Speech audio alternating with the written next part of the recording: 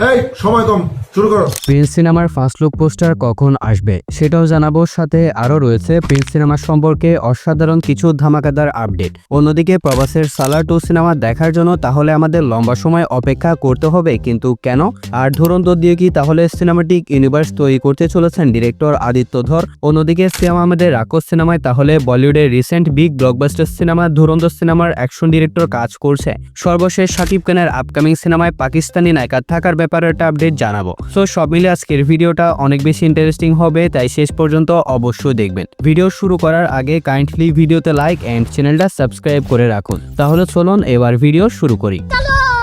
প্রথমে আসি সালার 2 সিনেমার কাছে। রেবেল স্টার প্রভাস অভিনীত এবং প্রশান্ত নীল পরিচালিত সালার পার্ট 1 সিনেমাটা বক্স অফিসে আশানুরূপ সফলতা না পেলেও সিনেমাটা যখন ওটিটি রিলিজ করা হয় তখন অডিয়েন্স বুঝতে পারে সালার আসলে একটা মাস্টারপিস সিনেমা, যার কারণে প্রবাসের ফ্যান্সরা সহ অসংখ্য ভক্তরা সালার পার্ট 2 দেখার জন্য অধীর আগ্রহে অপেক্ষা করে আছে। কিন্তু সালার সিনেমার ডিরেক্টর প্রশান্ত নীল বর্তমানে ব্যস্ত রয়েছেন জুনিয়র এনটিআর এর সাথে ড্রাগন নামের একটা সিনেমা নিয়ে, এবং এই সিনেমা রিলিজ করা হবে 2026 সালে। কিন্তু রিসেন্ট খবর অনুযায়ী এই সিনেমার কাজ শেষ করার পর তিনি আরো 2টা সিনেমাতে কাজ করবেন, অর্থাৎ ডিরেক্টর প্রশান্ত নীল আরো 2টা সিনেমা নিয়ে কাজ করবেন, যার কারণে নাকি প্রশান্ত নীল আপাতত সালার পার্ট 2 নিয়ে ভাবছেন না। যদি এই গুঞ্জন আসলেই সত্যি হয় তাহলে সালার পার্ট 2 দেখার জন্য আমাদেরকে খুবই লম্বা সময় অপেক্ষা করতে হবে। এখন আসি ধুরন্ধর সিনেমার কাছে। পরিচালক আদিত্য ধর খুব সম্ভবত ধুরন্ধর সিনেমা দিয়ে একটা সিনেমাটিক ইউনিভার্স তৈরি করতে চাইছেন। এই সিনেমার আপকামিং সিকুয়েল অর্থাৎ ধুরন্ধর পার্ট 2 তে দেখা যাবে নাকি উরি দা সার্জিক্যাল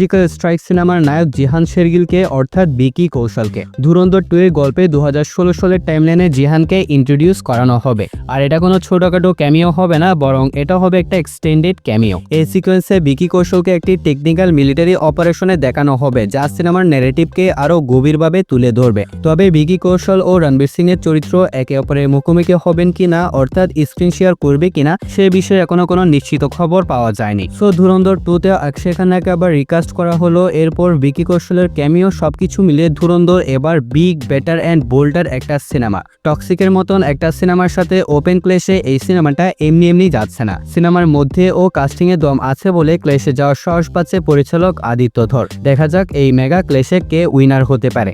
এখন আসি সিয়াম আহমেদের রাক্ষস সিনেমার কাছে। এটা তো আগে থেকেই জানতাম যে সিয়াম আহমেদের রাক্ষস সিনেমা বেশ বড় পরিসরে প্ল্যান করা হয়েছে, কিন্তু এখন যে আপডেটগুলো সামনে আসছে এগুলো দেখে তো অবাক হয়ে যাচ্ছি। কারণ জানা গিয়েছে রিসেন্টলি সিয়াম আহমেদের রাক্ষস সিনেমার ক্লাইম্যাক্স শুট করা হচ্ছে বেশ বড় পরিসরে। হলিউড এবং বলিউড সিনেমায় অভিনয় করা ভিলেনরাও নাকি আছে এই সিনেমায় সিয়াম আহমেদের বিপরীতে। কিন্তু ইন্টারেস্টিং নিউজ হচ্ছে এই সিনেমার অ্যাকশন ডিরেক্টর হিসেবে কাজ করেছে ভারতের অন্যতম বড় ফাইট ডিরেক্টর এজাজ গুলাব, যিনি recently big blockbuster Bollywood cinema Dhurandhar সিনেমায় ফাইট ডিরেক্টর হিসেবে কাজ করেছেন, আর এবার তার পুরো টিমটাই কাজ করছে সিয়াম আহমেদের রাক্ষস সিনেমায়। যদি এই নিউজটা ঠিক হয় এবং মেহেদী হাসানের ভীষণ ভালোভাবে ওয়ার্ক করে, তাহলে রাক্ষস সিনেমায় আমরা আনএক্সপেক্টেড কিছু অ্যাকশন সিকোয়েন্স দেখতে পারবো। এবার তো মনে হচ্ছে রাক্ষস আসলে মাইন্ড ব্লোয়িং অ্যাকশন, দুর্দান্ত গল্প, সবকিছুর সমন্বয়ে এটা প্যাকেজ সিনেমা হবে। দেখা যাক শেষ পর্যন্ত এই নিউজগুলো সত্যি হয় কিনা। এখন আসি প্রিন্স সিনেমার কাছে। জানা গেছে সবকিছু পরিকল্পনা অনুযায়ী এগোলে আগামী সপ্তাহের মধ্যেই প্রিন্স সিনেমার ফার্স্ট লুক পোস্টার রিভিল করা হবে,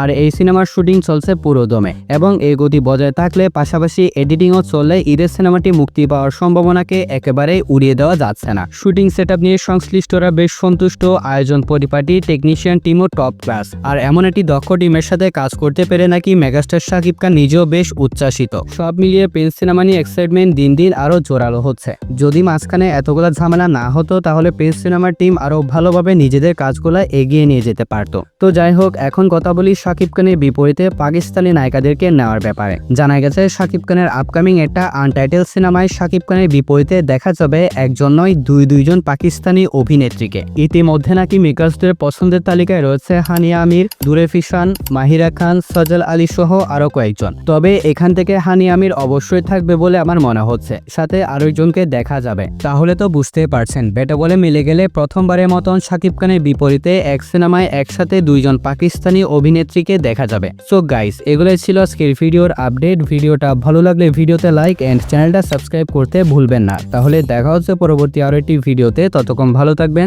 সুস্থ থাকবেন, টেক কেয়ার, আল্লাহ হাফেজ।